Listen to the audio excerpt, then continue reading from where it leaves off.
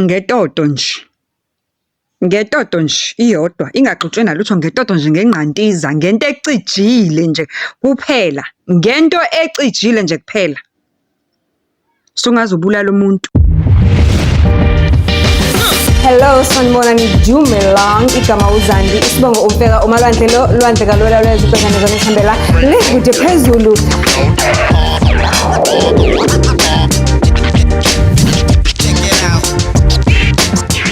Do join.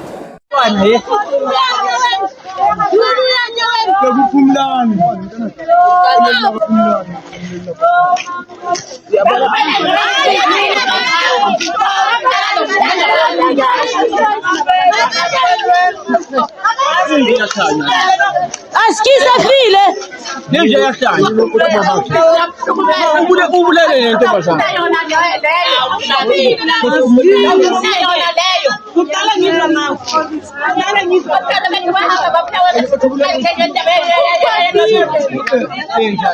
sisebenza eThwatha police station kulela umuntu for a boyfriend now notice lo ushonile nawe sis uye loshonile nangu obulele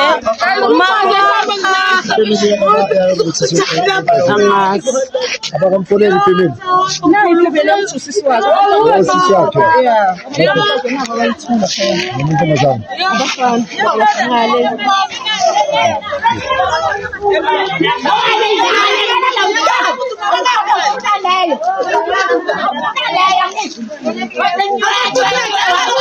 eBarcelona ngasePark kula kwenzeka khona yonke lento lena phakathi. Number 1, ubulala umuntu phambi kwabantu usebenzela umphakathi. Will be dead by umjolo, because le video iyatrenda and khona into ebuhlungu esenzayo thina sabantu ukuthi umuntu efile ukuthi kwenzeka into enyandisayo, sifake ivideo siyishare siyireshare sihluleke ukufihla ukugcina isidima somuntu oselahlekelwe umphefumulo. I'm gonna try by all means ukuthi ngimfihle, ayifihliwe akafihliwe, but ngicela ukumfihla because kunama family members, kunama friends, kunabantu abamthanda, kunabantu aba-around her engingacabanga ukuthi kuzobajabulisa ukuthi baloke bebona le video trenda kanje with the pictures of umuntu abamthandayo esengasekho emhlabeni ebulawe ustar wakhe. Nithi yini umnax? Ngempela kwenzakalana emhlabeni. Abafana basifuni, nathi singabantu besifazana sifunani, siyabulalana, siyagwazana ngenxa yomfana. Hayi guys. Yazi guys, ngizophinde ngisho ukuthi uma ula kule platform, this is a school of life, this platform. This is a university of life. That is why I call you guys life graduates. Awuzifundise in life to walk away from the situations that might ruin your life. Abanye bethu learn the hard way how to control their emotions. Sekonakele. Uyabona nje into yokuzijwayeza ukulwa. Let alone ukulwa, ngiyakubona ukulwa uchukuluziwe bekusukelile kwenzakaleni and you were caught off guard. Ukusuka nje all the way la usuka khona, we are from point A to point B with an intention ukuthi ngiyohlasela uzibanibani ngoba uzwile ukuthi ulala nendoda yakho. Women, ngizosho ngihlele ngisho ngisazoqhubeka ngisho ngeke futhi ukusho.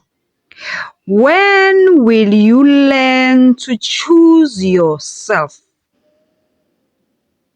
Cause le ndoda oyilwelayo ayinandaba. Njengoba inibhanqa nibabili nje, it shows ukuthi yona self ayinandaba nayo qobo lwayo. Wena uzosuka in that situation for umuntu kanjalo uhamba uyolola umuntu ongenandaba nawe, ongenandaba naye self, ongazithandi yena self, cause indoda amadoda awazithandi. They think ukuthi ayazithanda because they always choose themselves in every situation, benza into ejabulisa bona, benza into ezwisa bona kamnandi, kodwa they don't realize ukuthi how much they don't love themselves for doing that. Ngoba ungangitshela ukuthi indoda enza this kind ye behavior ubhanqa abantu besifazane, ushintshanisa abantu besifazane, wenze lokhu wenza lokhu. Ekugcineni kosuku 99% of men are like that, but what do they gain from it? Hayi ngiyazibuzela nje. Uma bengangiphendula nabo ngiyazi nabantu besesabaningi la. Mthoko Nkosi yami ngicela nisitshele, I know there are a lot of men who interact with us on the comment section here on this platform. Ngempela madoda mengabe senisokile ke naba masoka ke naba izlomo zokubhanqa amantombazane nanjani naduma ngokuthi wena unesithembu, waduma wena ngokuthi uyabulala emantombazaneni ayakufuna wonke. Nibe senitholani? Kuba yini reward enithola ekugcineni kosuku? Uba sowutholani? Hayi uba sowutholani ngokuthi namhlanje ubulele noZandile, kusasa uyolala noThoko, ngalela langa wenza uzami isilima, ngale on the other khona kuno baby mama abawu5 nabo benza izilimo, uyalala futhi nabo. Ngapha there is something eyingoduswanyana eseyithathiwe you-wife nyana, ube sowutholani? Kuba yini reward yakho mosowenzile kanjalo?